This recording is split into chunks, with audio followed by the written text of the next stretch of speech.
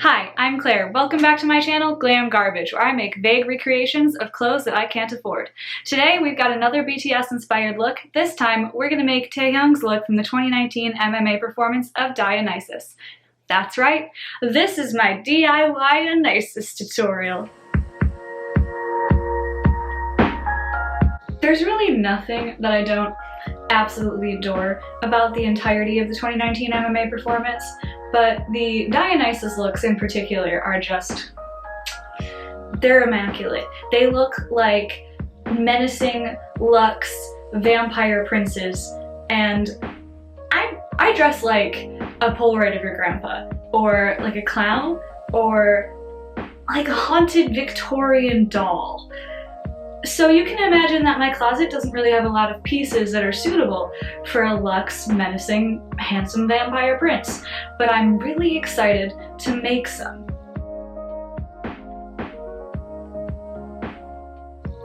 All of the blazers for this performance were by Alexander Mcqueen, and I don't know the price of Taehyung specifically, but I know that it would make me very sad. It might be price on request. You know, I used to think that that meant that you could request your price, and I was confused because why would you request more than like $2? And as an adult, I know that A, that's not what that means, and B, the work that goes into a couture garment is definitely worth more than $2. So perspectives change. But I digress. To get the full effect of Taehyung's look, we need both the shirt and the blazer, because I'm a sucker for a statement collar, and that one writes a dissertation. So we're gonna thrift flip this baby, because I don't have McQueen money, and if you're watching this video, I'm willing to bet that you don't either. So here's what we're gonna need. A white button-up shirt, a black single-breasted blazer. Pretend I did this before I put on the front appliques. You'll also need a pile of silver applique, some fishing line, scissors, thread in white and silver, and dress pins. The main thing you're going to want when you're looking for your shirt is extra length, because we're going to be cutting off at least 3 inches from the bottom. You're going to want to make sure that you'll have enough length left over that you can still comfortably tuck it into a shirt.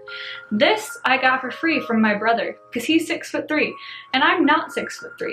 If you have a short brother, or you would rather not steal from him, then look for a shirt or a tunic that has that extra length on the bottom at the thrift store. So the first thing that you're going to want to do with your shirt is lay it flat, and we're going to be cutting off a strip from the bottom. This strip is going to become the ruffle around your neck, and the reason we're doing that and not just buying a separate white fabric from your shirt is because we want the fabric color and the fabric finish to match. So we are going to be doing this. That's why you needed that extra length. I am going to be cutting off about 4 inches from the bottom. The reason I'm doing it, even though the ruffle is only going to be 2 inches high, is because I want to make sure that if I want to gather more, I have the leeway to do that. And if your shirt, like mine, has an uneven hemline, make sure you're measuring that 4 inches from the shortest point.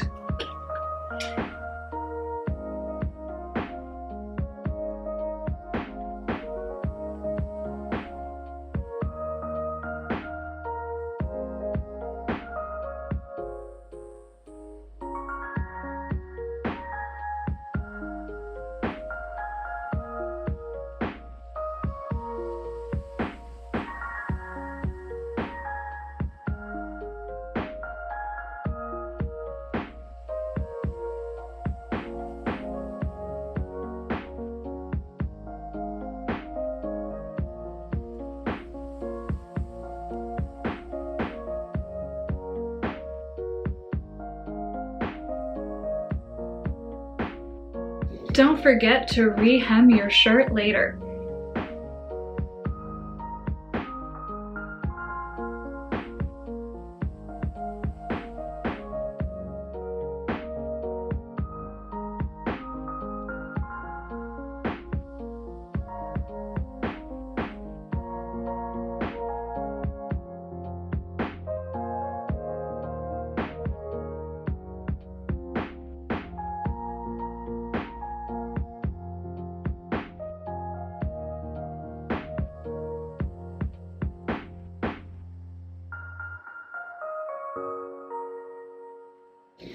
Now we have a nice long strip, 2 inches thick, that we are going to be making into our ruffled collar piece. And the way we're going to do that is with fishing line and a rolled hem.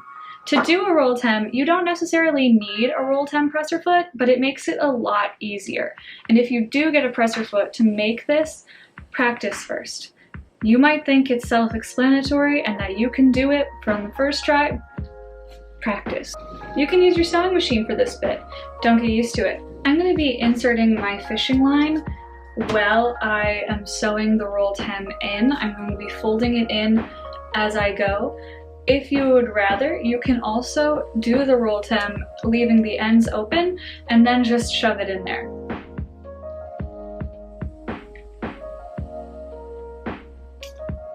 You can't make a "that's what she said" joke in every video.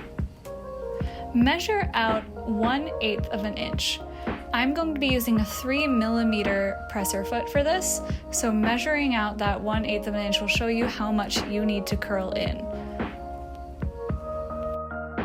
Curl in very carefully that 3mm around your fishing line, and you're going to want to fold about 3 inches down and pin at the top.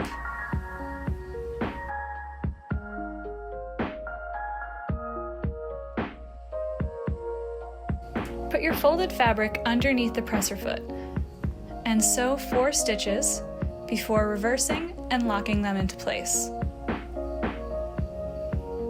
Keep sewing over the folded bit. Lift up the presser foot and put the curl into the spiral part of the metal, and then that will keep your curl in place as you stitch.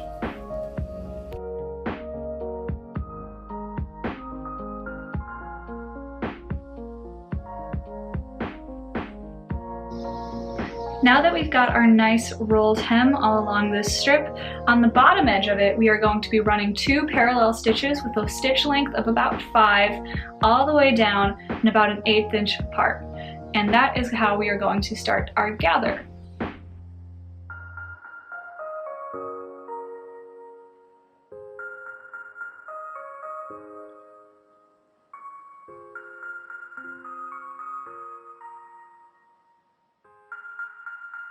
When you have your parallel line of stitches, you're going to grab the tails that you've left and pull on the bobbin threads.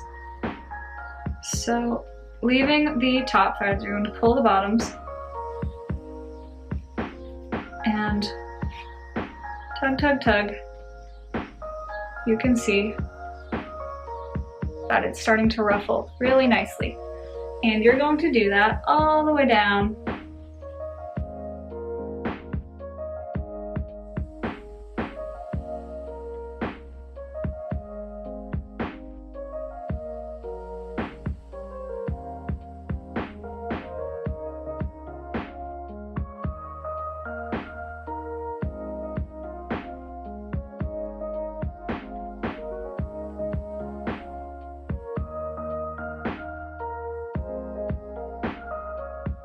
I'm adding a pin on the other end, and I'm wrapping all of the tails that I've left around it so that these ones are kind of acting as an anchor. My grandma taught me this skill when I was in high school because I really wanted to learn how to make puffy shirts for the Renaissance Festival. So even at 16, I knew what I was about. Now that it is this beautiful coil, I am going to measure it against my shirt. Okay, so here's my shirt, and this is the collar that we've got so far. And what I need to do is I need to open up the hem of this collar. There's a seam here, and I'm going to use a seam ripper to open it up, and then I will insert my ruffle, pin it, and then close it back up again.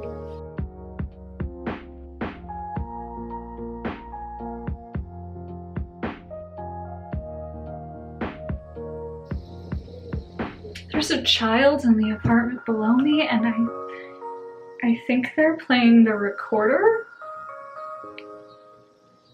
and they've just started playing Jingle Bells.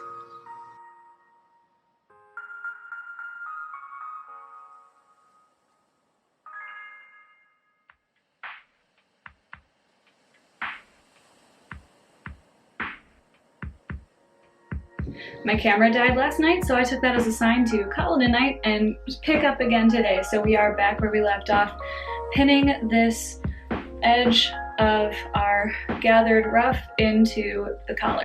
So remember, what you're doing here is you're sandwiching the raw edge of our ruffled strip in between the finished edges of this collar. So we picked apart the collar and we are using the seam allowance that is already pressed under as a finished edge, and we are sandwiching all of this together so that none of the raw edges are showing.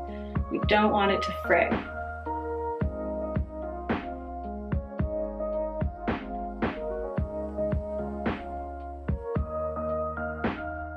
Okay. It is pinned.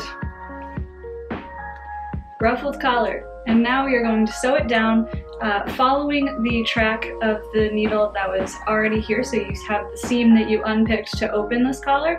We're going to follow that seam line. So we're going to close that baby right back.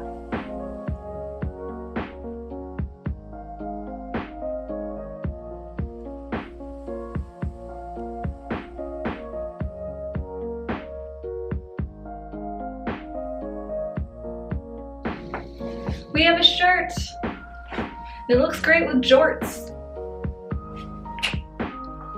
So the main thing when you're looking for your blazer is that you want one with wide satin lapels. So you get the contrasting texture of the main wool and the satin.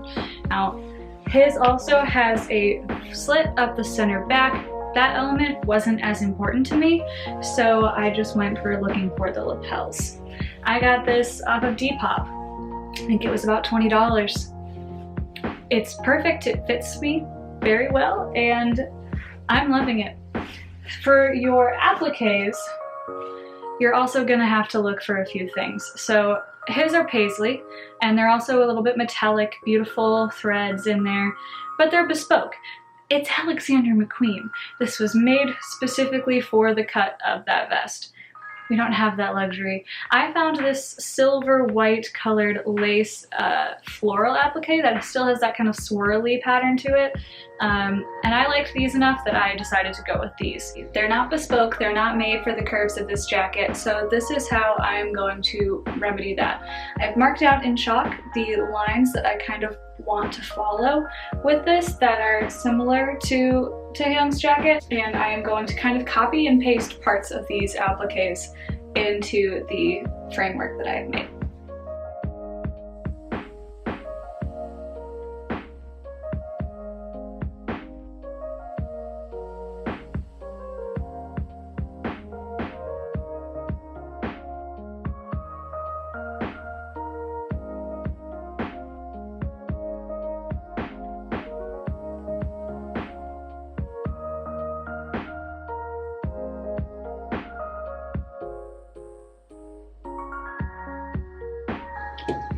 When you pin down an applique, if you have mesh in the middle of your lace, then you're going to want to use dressmaker's pins or silk pins so that you don't damage the mesh. They're very fine and they won't make a hole that will be too big and will be shown through the mesh. Mine do not have mesh. I don't have to be as careful, but you're just going to want to pin through the middle, just kind of hold it down, and then we're going to sew around the edges.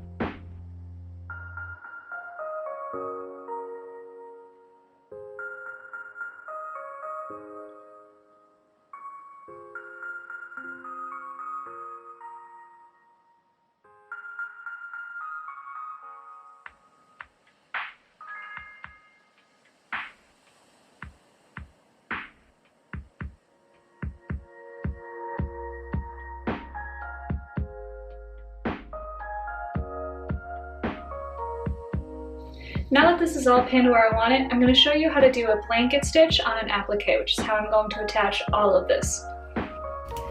After hiding your knot underneath your applique, take your needle and pick up just a tiny bit of the outer shell fabric and go up through your applique, pull, but before that thread loop closes, go back through it. And then you can tug it and it will make a knot. Professor Pincushion on YouTube has a great video showing you how to do this that's a bit clearer with a contrasting color thread. So if you're having trouble seeing this or understanding what I'm doing, I'm going to link that in the description box below.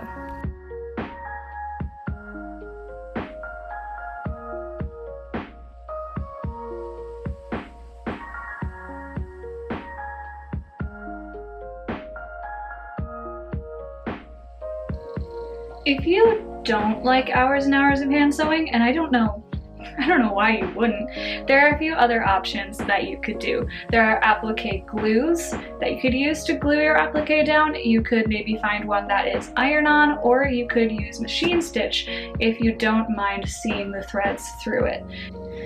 I did it this way for a few reasons. One, I didn't want my stitches showing through in the lining. I don't want you to see that when you open the jacket, so this way I can work in between the lining and the outer shell. Two, I kind of find it meditative. I enjoy doing this. And three, the gods have cursed me for my hubris and my work is never finished.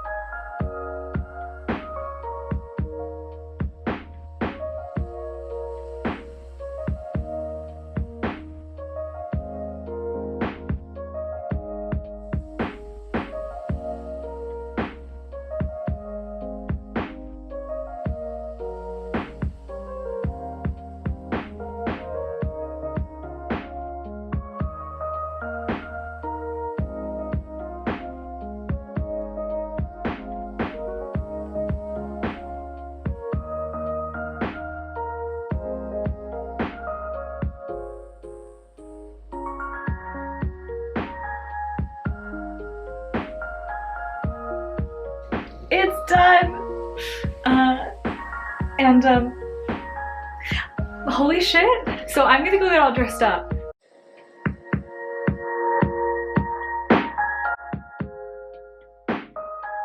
Whenever I try and look intimidating, I always feel like I look like an angry toddler.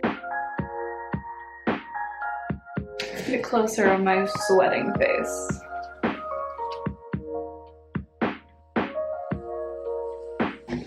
I do want to show off my setup here. It is highly professional. As you can see, that is a laundry drying rack that I draped some fabric over. Improvise, adapt, overcome. That's my dining room chair.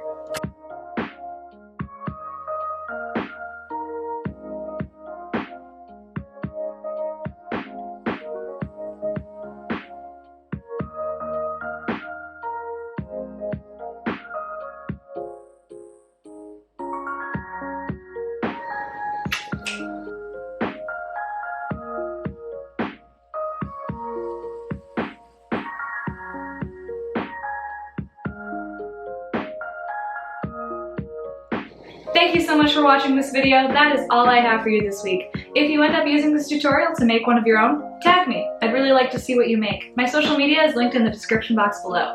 Hit subscribe because every other Wednesday I am back with a new video, and next time I'm inspired by Black Swan. I'm gonna go find the party. Wow, that was weird.